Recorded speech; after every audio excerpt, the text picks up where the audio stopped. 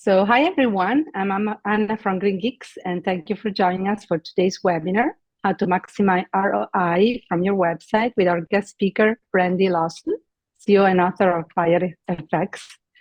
Welcome, Brandy. Real quick, I want to say a couple of words about GreenGeeks for those of you who may be watching and are not familiar with us.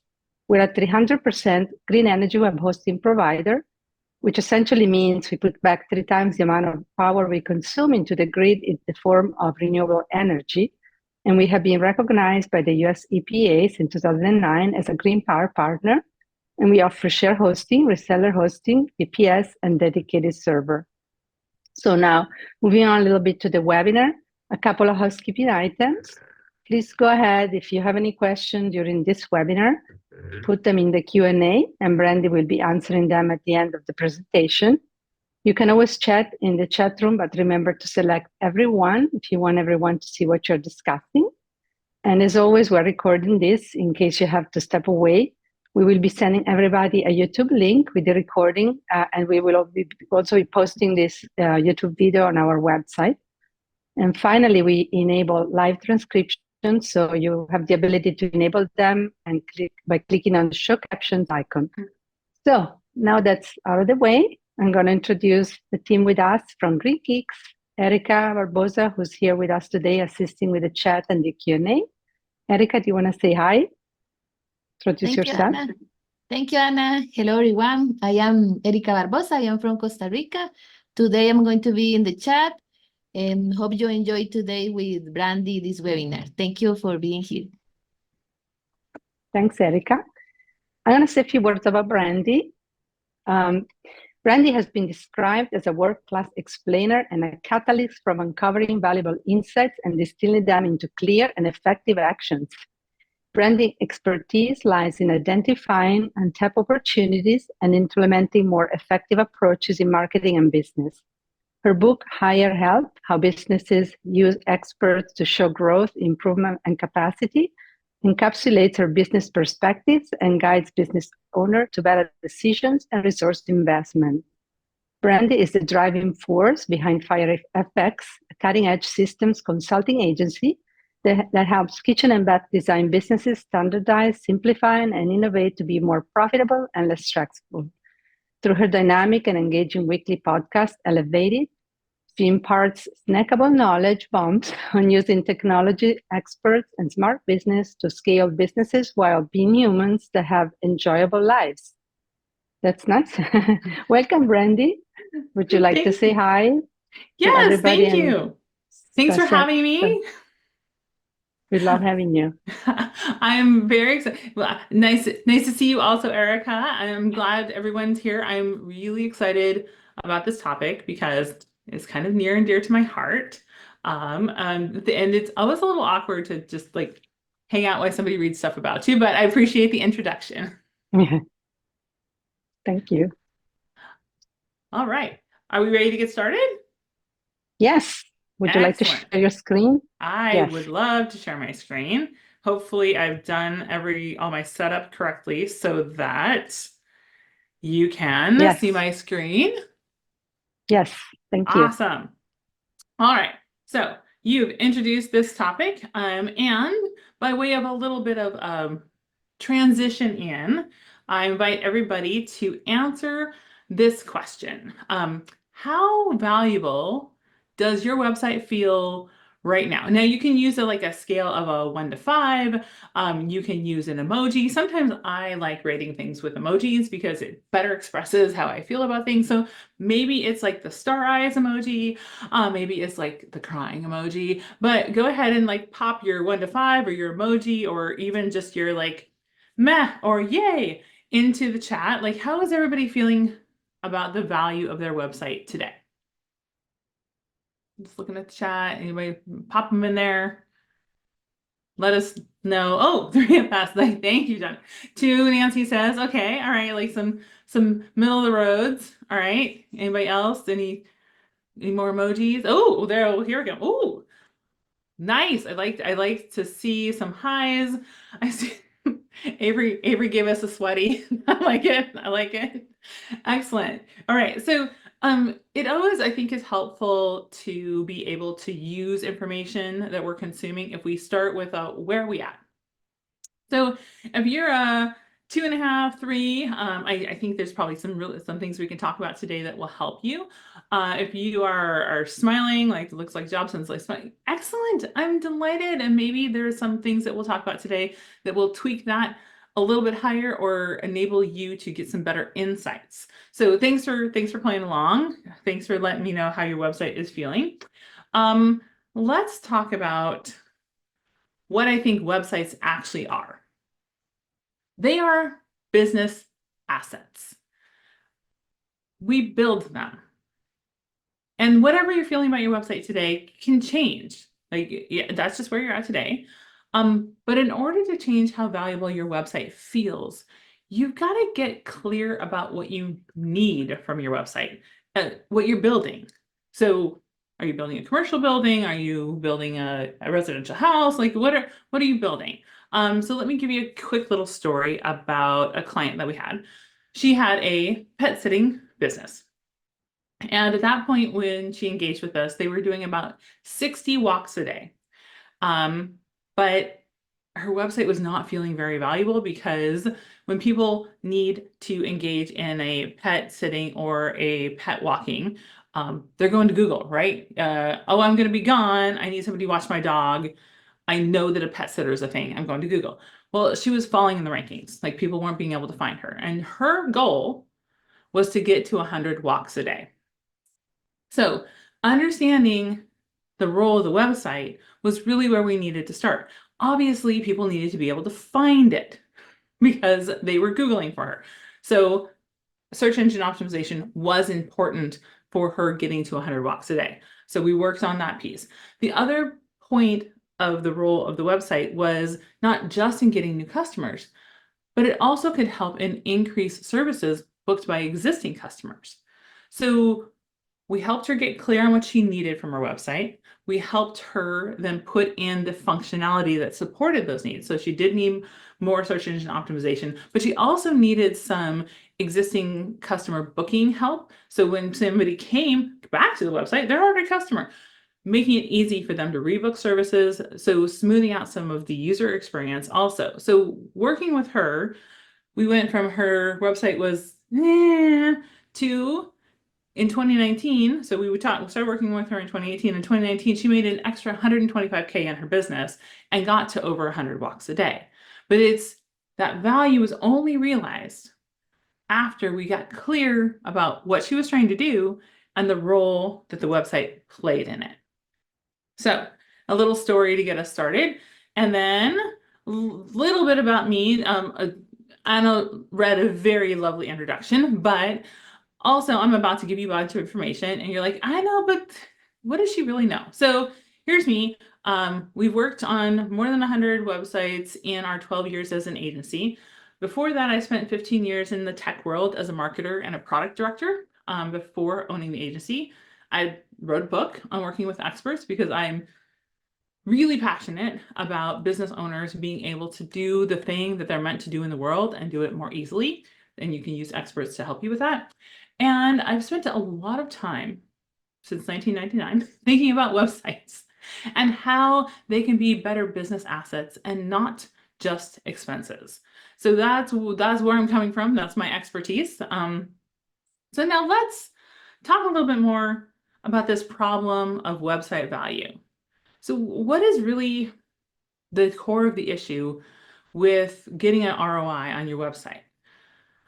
One of the first problems is that we don't know what we don't know. So it can be really hard to be clear about what we need from the website.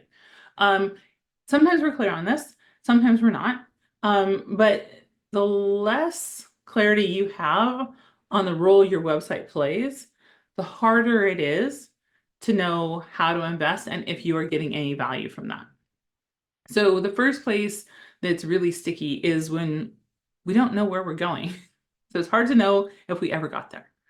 The next problem is that pretty doesn't mean profitable. So sometimes when we don't know what we need, we don't know how to evaluate the options in front of us. And so we fall back on the things that we like and know, which is, oh, it's pretty, oh, it's shiny. When we work with clients, and if somebody talks to us about potentially being a partner with them and helping them, one of the things I will say to them is, oh, hey, by the way, we may build a website for you. We may do logo design for you. We might do a lot of things that are visual in nature. And not once am I ever going to ask you if you like it, because it's not for you. And some business owners are like, but I hate purple. No. Business objectives, people. Like is a 4-letter word. Cuss all you want, but do not say like to me, because pretty doesn't mean profitable. Does it need to be easy for people to use? Yes. Is attractiveness part of getting people to use it? Yes. But you liking purple has nothing to do with this website doing things for your business.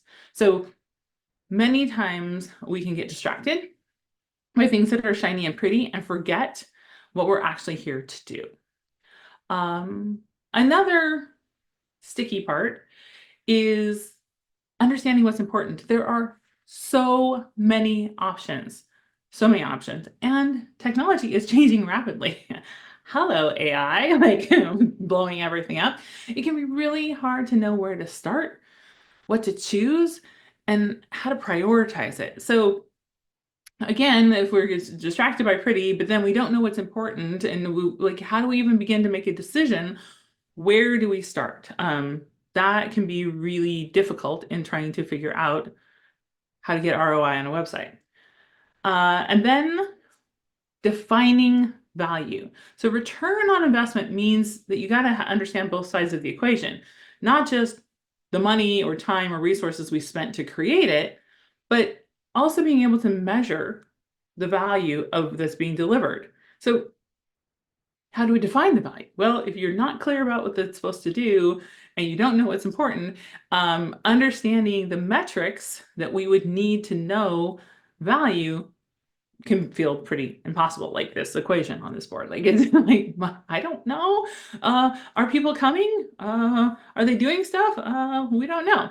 So those are the problems the businesses encounter when they're trying to understand the return on investment on a website. But where there are problems, there are opportunities. So let's talk about what could be. What is the other side of that set of problems? So the first thing is we could start with defined outcomes. Before we even start building, choosing anything, we could get clarity on the outcomes you want, like getting a blueprint for your remodel before you start looking for contractors. And to be quite frank, this is not a very attractive or exciting part of a website. When I tell clients, just by the way, we're going to do a plan before we start anything, they're like, but I'm like, no, we have to have a plan. Sitting down, figuring out exactly what we're after means everything later, we understand, the decisions are easier, and we can measure ROI. So starting with a plan. Next, when you understand the results you're after, you can more easily determine what features and functionality are needed on the website. Back to trying to avoid the shiny object syndrome or that it's pretty, so we should do it. There's less chance to get distracted by pretty and shiny and understand how to stay focused on what fuels the outcomes you're actually after. So websites are amazing. They can do almost anything. Okay, great. But what thing will get us the results we want? What thing will get us leads? Or what thing will reduce the calls to our customer service line? We got to be able to connect the dots so we can, with clarity, understand what features will power our results. Then, understanding what the business needs from the website enables you to get clear about priorities and know where to spend the money. There's always places to spend money, right? But even large businesses, even like Coca-Cola, doesn't have an unlimited budget or resources, and they can't do everything all at once.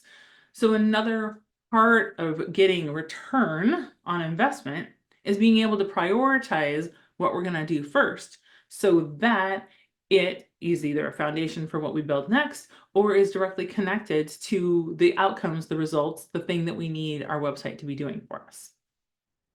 And then finally, when we have that clarity along the way, when you know what you need from the website, it's not only easier to determine how much to spend, but then you can also figure out the measurable value and get the understanding of the return on investment.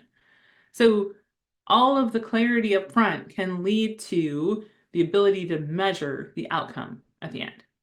All right, so question time. One more question for you. How would it help if you knew how much to invest in your website? Would that be helpful for you? Like how would that change things for you? Would it reduce stress? Would it make choosing a vendor easier? Would it be choosing a platform easier? If you have an answer, you pop it into the chat. Oh, Nancy said it would help greatly. Because when we have uncertainty anywhere in our lives, but I will say also in business, it kind of takes up mental space, right? It eats at us. We're like, what should we do? And then we hem and we haw and we procrastinate. Just me and okay. So if you knew how much to invest in your website, would you make decisions faster? Would you stop putting off the thing? Would you maybe tackle the project of a website redesign so that you would send people to your website and stop being embarrassed about it? A lot of our clients and other people I've talked to would be like, oh, if I could just know what to spend, then everything's easier. Great. Super. So let's talk about it. Let's talk about how to maximize ROI from your website. Now, before we get into it, all of this takes some time and effort. And it has to be done typically before you start choosing platforms or building or choosing hosting companies. Like this is all the planning and the pre-work. And for an existing website, you can do this anytime to help determine what's working and what needs to change. So first things first, you wouldn't hire somebody without having a job description, right? So one of the easiest ways to get clear about the role that your website plays in your business is to think of it as an employee and give it a job description. Websites can wear a lot of hats, right? And it can take on more roles over time, but you're not likely to be very successful trying to give your website 6 different jobs out of the gate. So what role might your website play? Well, your website might be a receptionist. There's nothing wrong with your website being a receptionist. If it is there to greet people and tell them where to go, to call you, to fill out the form, super. Your website's a receptionist. Pay it accordingly. Measure it accordingly. But what if you actually need your website to be like your lead generation? It is a marketing for all intents and purposes. And it needs to actually help move people from, oh, you solved this problem. Oh, this is how you solve this problem. Oh, I'll trust you to solve this problem. Oh, I'll actually give you my information and want you to call me. Okay, well, that's a different level. Like that's not a receptionist. That's a different level of website. You would invest in a different way.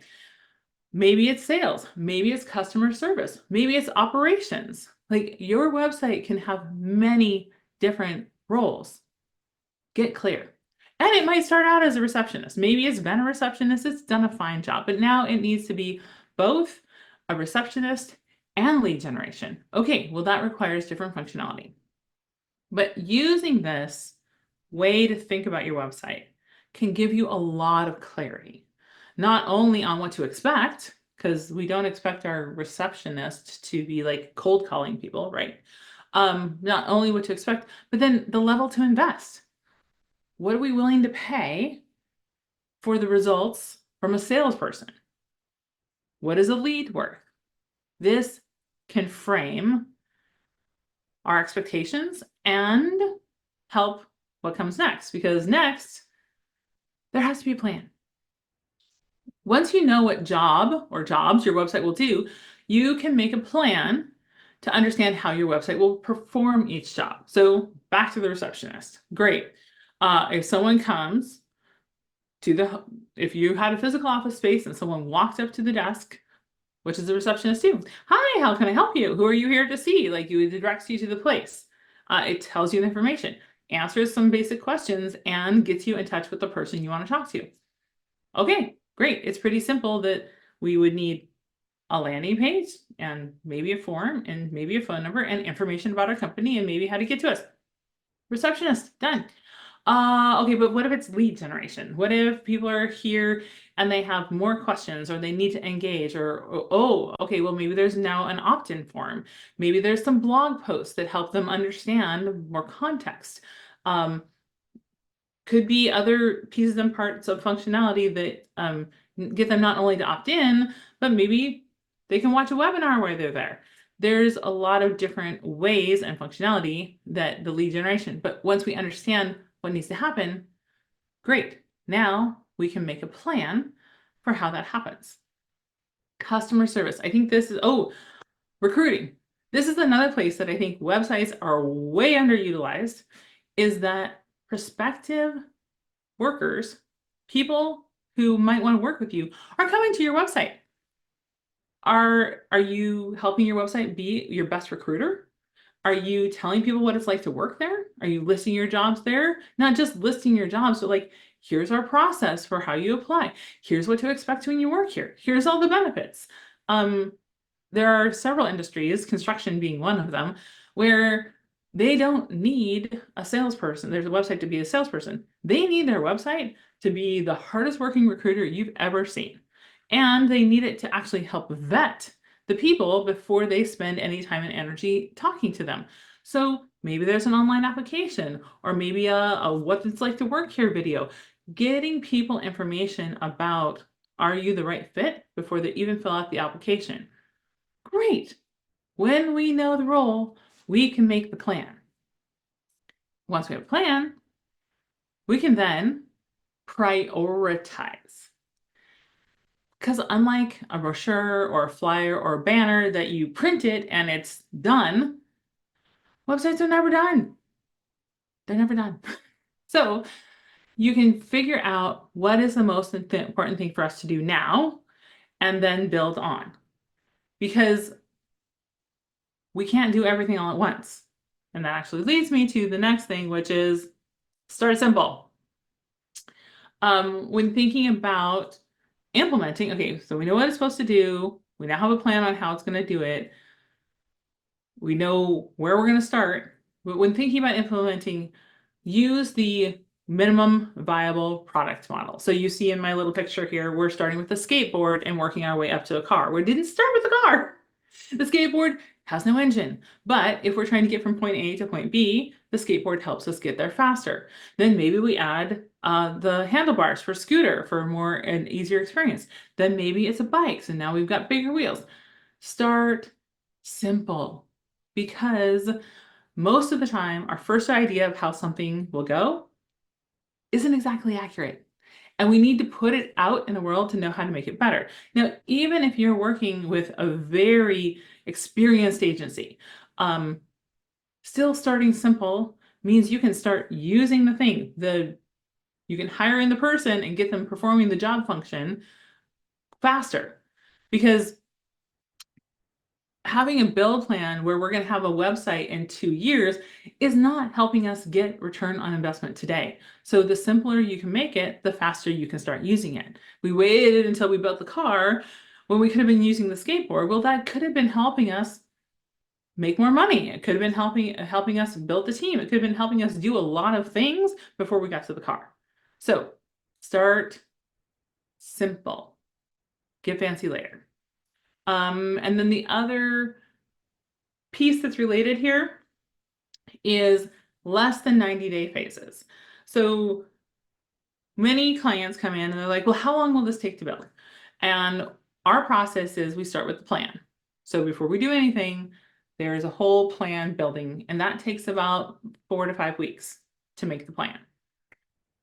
And then we break things into phases. So we do like 8-week build phases. So many times we can build the whole website in 8 weeks, or if we have to have a brand update or if we needed to do a brand voice, like that will take some more weeks, but we do everything in less than 90-day phases, because at this point, if you've got things that go more than 12 weeks, something's going to change. Either the technology is going to change, the business is going to change, the market is going to change. Like, things are moving fast out there, my friends.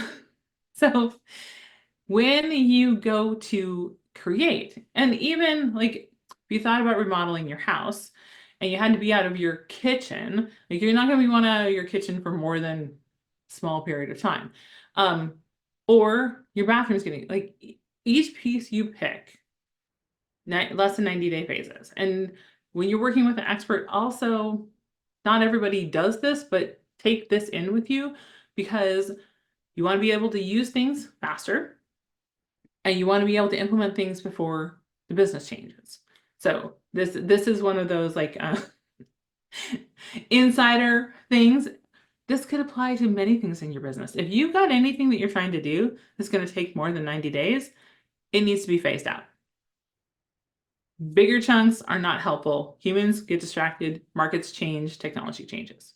All right, and Erica reminded you, like, if you've got questions, pop them in the Q&A. If you have other things, pop them in the chat. Like, I'm not just a talking head here. I'm here to be a resource, so ask your questions. All right, next up. Different phases and different functionality will likely require different resources. So do you do it yourself, or do you hire done for you? DIY versus done for you.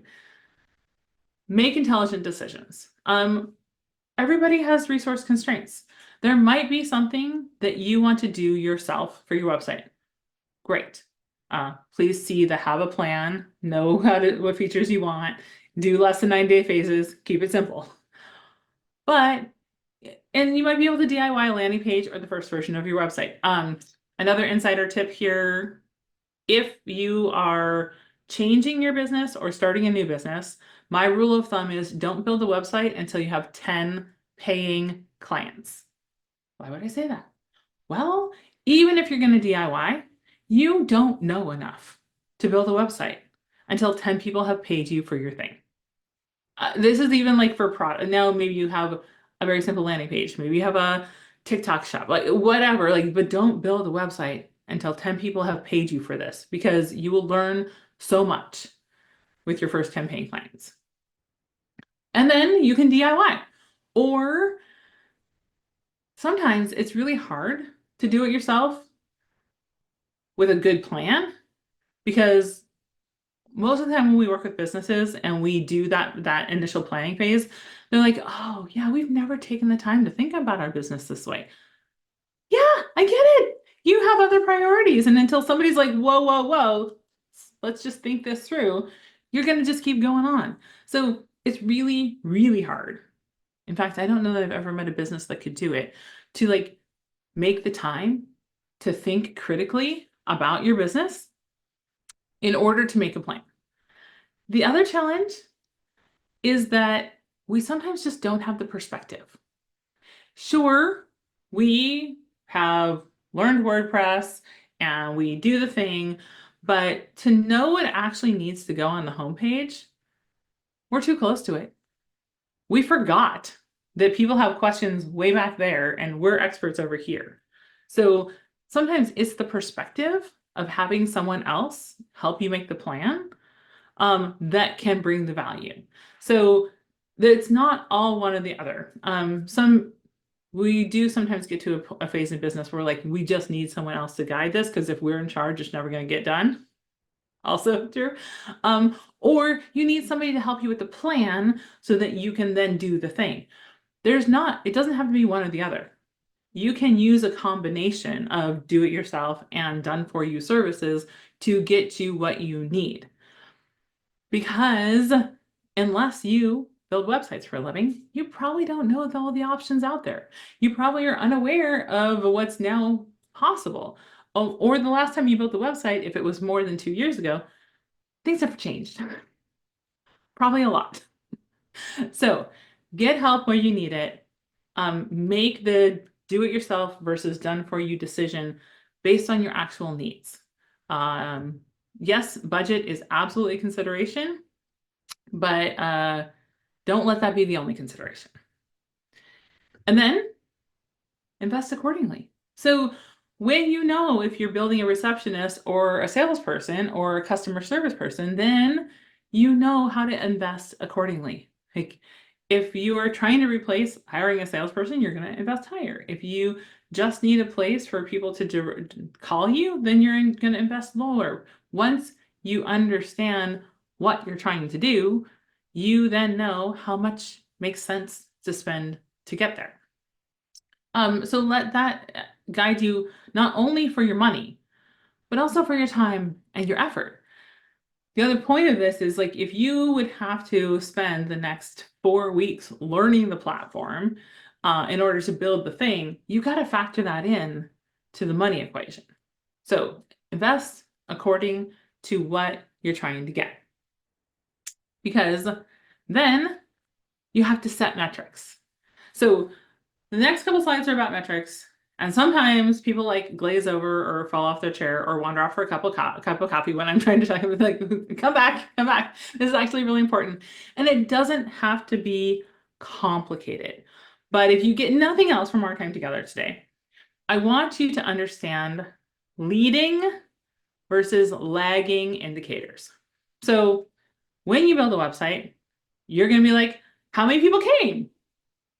And that is actually probably a lagging indicator, something that happens after effort.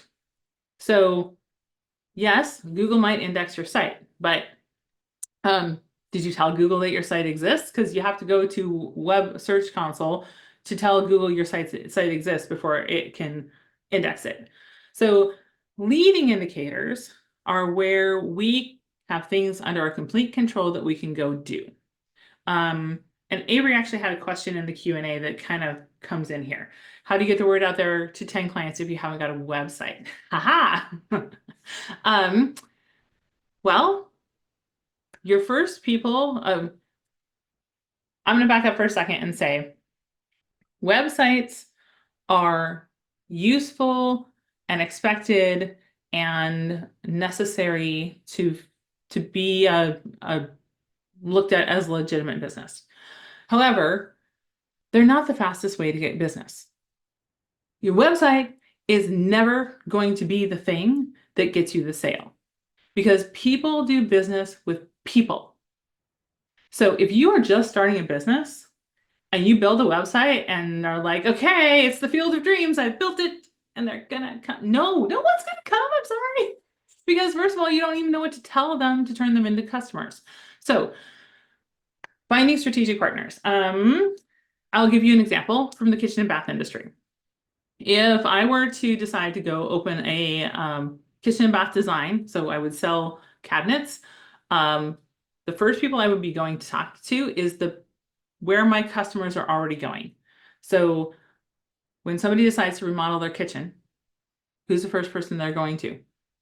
Well, they're probably going to an interior designer or an architect or a general contractor. So I would think about strategic partners for my business, and I would go talk to those people because they need somebody to give them cabinets. Like the architect isn't going to do cabinets. General contractor is not going to do cabinets. The interior designer decidedly does not do cabinets. So I would think about who are my strategic partners? Where are my customers already going when they are in need of something that I'm doing? Strategic partners are the fastest way to get business. They also will help educate you about the questions people are asking and how they make buying decisions. The next place is networking. And even if it's online networking, again, people do business with people. So a website's never going to get you your first 10 clients. Social media, maybe, but even on social, you're going to have to engage in direct messages. There's probably going to have to be a sales conversation. There again, person-to-person communication. Websites can help facilitate that. But I've been doing marketing for like my degrees in marketing. I've been doing marketing for decades. I still look like an idiot compared to A/B testing. Like we don't actually know what people are going to do until we go and ask the market and engage with the market. So that was a little sidebar, but that does come back to metrics because what are we measuring success by. If we want people to come to our website, we have to make sure the website's showing up where they're looking. Maybe it's search. So if we want Google to be able to index our website, we have to submit it to Search Console, and the website actually has to be searchable. So then Google Business Profile. So the other thing I would say about any business anywhere is that even before you have a website, make sure you set up your Google Business Profile, because it is the way that Google knows that you're a business.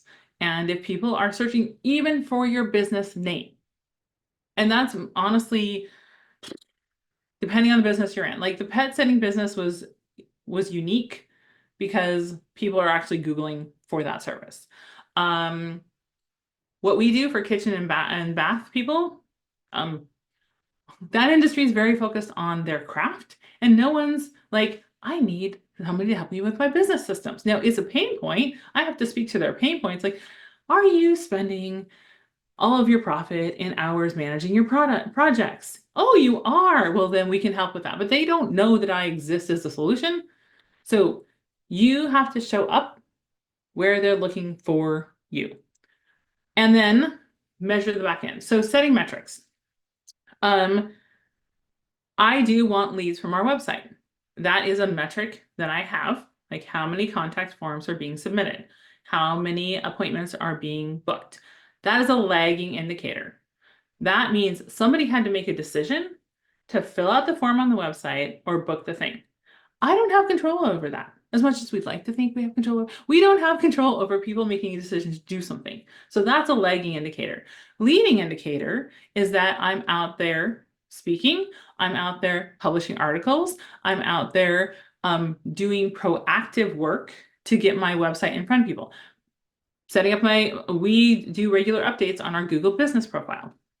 We publish LinkedIn. I have a podcast. Those are all things that I'm doing that lead people back to our website to then fill out the form to become a lead. So when we set metrics, the easiest ones to see are the lagging indicators, the things that happen after somebody makes a decision. We also can be thinking about metrics for leading indicators, where how many blog posts have we published? Did we update Google on our thing? Are we publishing updates to the Google Business Profile? Are we publishing regular updates on LinkedIn? Like those are leading indicators so that we can measure lagging indicators. So number of users, number of forms, appointments, sales, content consumption. So this is something that's overlooked that we can't actually measure on a website is if someone comes to one of your blog posts, we can measure how much of it they read. That's the thing. So if you are a website who's trying to provide education, we want to see how much of our content people are consuming. So there are almost limitless metrics that could be set. Thinking about what's in our control, the things that we have absolute control over, setting leading, and then the results that we're after. What are the lagging indicators? So even if you don't know how you're going to measure it yet, think about those two areas. Because if we only ever look at lagging indicators, what's happened after someone else makes a decision, we miss out on understanding the actions we need to be taking to make those things happen. So if I was a sales director and I'm only ever looking at, did you guys meet your quota? I'm missing out on a whole bunch of things. Like maybe you didn't make all of your calls. Maybe you didn't follow up on your leads. Maybe you have no leads to follow up on. There's a lot of variables here before we get to the result we're after. So thinking about metrics that way, I know it's not sexy. I know it's not exciting, but when you understand those things, you can better put the formula together for understanding the return on investment. Because if you're just looking for people coming to your website and you never told Google it exists, you're going to be very sad and disappointed because unless somebody had a business card, you met them in networking, or they came directly to your site, they're not going to find you. All right, if you have more questions on metrics, because you know I could go on all day and I know people run away, So happy to answer about metrics. Okay, so then we talked about setting metrics. Now we're going to talk about tracking metrics. Almost anything can be tracked. Things in the tracking world are changing, but there's still a lot of things that can be tracked. And usually you're going to need to tap an expert for understanding how to set up the tracking part of this. Google Analytics 4 is out there. You can absolutely set it up on your website. There's lots of WordPress plugins and other services that are helpful in getting that set up. But notice I did not start with tracking metrics. I started with setting metrics because we can track all kinds of things and most of them may be completely worthless and meaningless to you. So let's not spend time and effort setting them up or looking at them. Set your metrics, track your metrics. Now, of course, you can DIY this. About this time, you probably do want some expert help about, okay, these are the things we want to know. How can we know them? Then you can put all those pieces in place. For example, I use Acuity Scheduler to schedule appointments off the website and other places. In Acuity Scheduler, I put my Google Analytics 4 tracking code, and Acuity has set up all of the event information so that when people book, it shows up in my Google Analytics, which is great because then I have one place to look for those lagging indicators and see who's coming to the site and what they're doing. That's not always clear. It's not always easy. But once you understand what you're trying to measure, then gotta go make sure that you have the pieces in place to measure. And it doesn't even have to be fancy. So another example is that I have a number of sales outreaches I'm trying to do every week. Many of our clients, when we work with them, I'm like, okay, what are your leading indicators? And they track them in a spreadsheet. Okay, it's totally fine. If your leading indicators are things that you're doing and responsible for and have total control over, you can keep track of them in a spreadsheet. It doesn't have to be fancy, but track your metrics. And then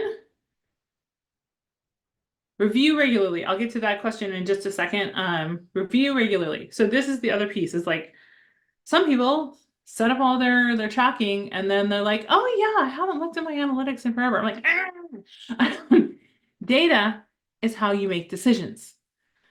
So when someone comes to me and was like, well, I think we should redesign our website, I was like, okay, well, what's working? Well, I don't know. The worst thing we could do with a website redesign is screw up something that's already working. So let's go to the analytics and see what's happening. Is there anything that is working? Is there an obvious gap that we could most easily fix? We could prioritize a low investment, high return fix. Your data will tell you how things are going and what to change. So we have it. Use it. Get off my soapbox about, but review. And if this is hard, like people are like, oh, I hate logging into Google Analytics. Yeah, I get it. You don't have to. Google Analytics has a really cool mobile app that will serve you up information. You could have somebody come create a dashboard. This is what we do for most of our clients, is that we have a dashboard that has simple, easy to understand. Back to, we set the metrics that are important. We put them on the dashboard. We're like, things are on track. Things are on track. What is that? What is happening here? So then we can go look at what's happening. So if you are never going to log into Google Analytics, cool, I get it. Find another thing that you will do so that you're regularly reviewing your data. All right, we've got a question that says, how do I persuade a business owner that they need a website in the first place? Ooh, all right. We're going to hold on that question until we do my next slide and then we'll answer the question. Okay, so I've talked about a lot of concepts here. I don't like information without action. So I want you to think about what we just talked about and think about what concept will help you the most and why. Like, what do we, I gave you a lot of information today. One thing, which one thing will help you the most? You can write it down in your notes, you can drop it in the chat, but I'm gonna give you like 30 more seconds to think about this because just like a bunch of information and you going, oh yeah, that seems good, and then wandering away is not what we're after here. If anyone's feeling brave, they can drop it in the chat.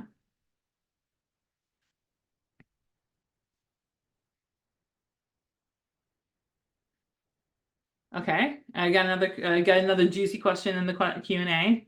We got one more slide, and then we'll answer questions. Okay, which concept will help you the most and why? Ooh, treating it like an employee. Thank you, Nancy. Yes, treating it like an employee. Okay, good. Yes, thinking about we're hiring a person. Oh, automating website requests with AI. I like it. I like it, Lauren. Awesome. Yes, okay, pick the one concept and then, oh, 90-day phases. Thank you. What are you committed to implementing? And it could be just one tiny little thing. Like it's just, what are you committed to doing differently after having spent time here today? Smaller is probably better, but pick something. Pick something that you're going to do differently. Maybe you're going to define the leading indicator you need for getting your first 10 paying clients. Maybe you're going to define what roles, what job functions your website has today and which ones you want it to have. Pick something that you're going to do. Create a task, put it on your calendar. We'll wait here. Because really, like, information without action is not valuable for your time. You are not getting ROI on your time, and I want ROI for you, for your website, and in all places. Get understanding so that you can invest and get return. All right. Okay, so let's answer some questions. Oh, Nancy, yes. Yes, Nancy. Good job. Woohoo! Gold stars. Gold stars. She's going to spend time looking at her website and reviewing what I spoke about today, one thing at a time. Good job. All right, so Simon asks, how do you persuade a business owner that they need a website in the first place? Well, I mean, you go back to job function. This is what I talk to many business owners about. And I'm like, okay, cool. What are your business goals? How are you growing them? How do you get clients? What do clients need to know to buy from you? And are you going to hire a salesperson? Are you going to hire a receptionist? Or do you want to build a website? Because websites don't take vacations. And I usually won't try to persuade them so much as educate them on the potential. Because many business owners, like when I talk about using your website as a recruitment tool, they're like, what? I'm like, yeah, if you have people who are looking for jobs and you have jobs and yeah, you're using Indeed or whatever, but the first thing they're going to do when they see your job listing is come to your website. Is your website turning off your best potential employees? Well, then stop doing that. So helping them, again, I think part of being in any service business is giving our clients a space to think through something they don't honestly get a chance to think through. And so if a business doesn't think they need a website, they might be right. I don't know. Well, let's think through it together. Let's talk through, how do your people buy? What are the goals in your business? What are the problems you're having? And hear how a website can help facilitate a better business for you or not. So Simon, that's how I answer that question. Francisco says, what would I recommend for small business owners who sometimes want to do everything themselves but end up doing nothing? So they try to build their own website. They don't have enough time. They don't have enough basic things like dates or events. Yes. That is, many businesses get to this friction point of, we need this thing, but we don't think we can afford this thing. And so we're going to try to DIY it, but then it's the cobbler. Like, we never do our own stuff. It doesn't matter what business you're in. So what again, help, it's a consultative sale. It's basically, What are you trying to do? What's the most valuable use of your time? How much time would building a website take you? And what's happening now that you don't have a website? Because honestly, we're always combating the status quo. If things are good and they're going to continue to be good, cool, you don't need me. If things aren't good, or if you want them to be different, then you're going to need to do something differently. So when we're building websites, so the first thing is when somebody comes to me, I talk through like, what role does your website play? How's it going now? What are your biggest frustrations? What are, like, paint the picture of where are you at and where do you want to be so that we can understand what the bridge is between the two. And what have they tried? Some people, it's a budget thing. Some people, it's because they hired the wrong person last time and they are burned and they don't want to trust anybody else, which I also get. But understanding what their objection is, like this is a sales thing, right? Understanding what their objection is. Then helping to show them the value equation of having a website. So like when you have a website that does this, that would take this to build, then you get to spend less, because sometimes people aren't thinking about the amount of time that they're spending doing things that the website can be doing for them. So I show them, okay, well, today your customer service people are fielding, I'm just gonna make up stuff, 10 hours of calls a week. If we put the FAQs on the website, if we did this and this, we probably could reduce that by 30%, 50%, and then they could be spending their time doing something else that's of more value. So you do have to help illustrate the value equation. The other piece is that we are full service, meaning that if someone has us do a website, we do the plan, and then we do the content, and then we do the website. Because I tell, much like I tell my clients, I'm never going to ask you if you like it. The other thing I tell my clients is you're not allowed to do your own content. They're like, I'm like, first of all, you're not a writer. Second of all, you can't write for both humans and Google. We need to persuade people to do things, and it needs to be Google-licious. Like Google needs to like your content. You don't have that skill set. You're not allowed to do your content. And most of the time I'm like, oh, thank God. Because even if they're very budget conscious, they also know in the hearts of hearts where their time is most valuably spent. And so the whole point is that I'm here to be the expert and do the thing. I'm like, well, may as well change the slide, right? I literally wrote a book about it because I'm like, I'm here to be the expert and do the thing so that you can go spend more time doing the thing that makes you money. Because building a website isn't going to make you money. The hours you spend there are not making you money. You over here doing the thing that you do will make you money, and I'll build your website. So, do we have any more questions? I know we've got like 7 minutes left. More questions, comments, thoughts, heckling? Yeah, I was going to ask you to share your contact information. There it is. Yeah, great. Awesome. I don't see any other question, but in case people have questions after the webinar, they can always send you a note here at hi@firefx.com. Yep. You can reach out there. Hire Help book is like how businesses use experts. I've also heard from other agency owners that reading the book helped them with some of the questions we had here at the end. How to be the expert that your client needs. I kind of equate it to being the pilot on the plane, right? When the pilot comes onto the plane, we trust him to fly the plane. So when our clients hire us to do things like build websites, we need them to treat us like a pilot, which means we have to act like a pilot. Like we have to tell them if there's turbulence ahead, and we have to give them the guidelines of what's going to happen, and we all have to agree that we're going a particular place. So you can check out the book for that. You can send me questions at hi@firefx. You can find me online at firefx.com, Instagram, LinkedIn, all the places. Great, thank you. Well, I think we're good. Thank you. Thank you so much for your presentation. Awesome. Some very important key points for a business. And thank you, everybody. just look out for upcoming webinars. We're going to have a couple of more good webinars also in a month. It's going to be on WordPress images optimization, and one more is going to be a content live audit. That will be fun. That will be in Nice. October. Yes, it'll be good.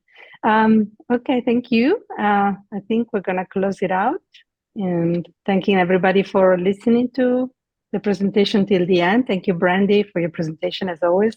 We'd love to have you again. I in the future. enjoy being here. Your audience is awesome, and I'm grateful that you are bringing this information to the audience so that they can more easily run their business and enjoy their time. Absolutely. And thank you, Erica, for your help, for being here with us and checking the chat and the Q&A. Thank you. Thank you, Anna, and thank you, Brandy. Yes. Thank Awesome. you. Bye, everyone. See you next time. Bye, everyone. Thank Bye. you. Bye. Bye-bye. Bye.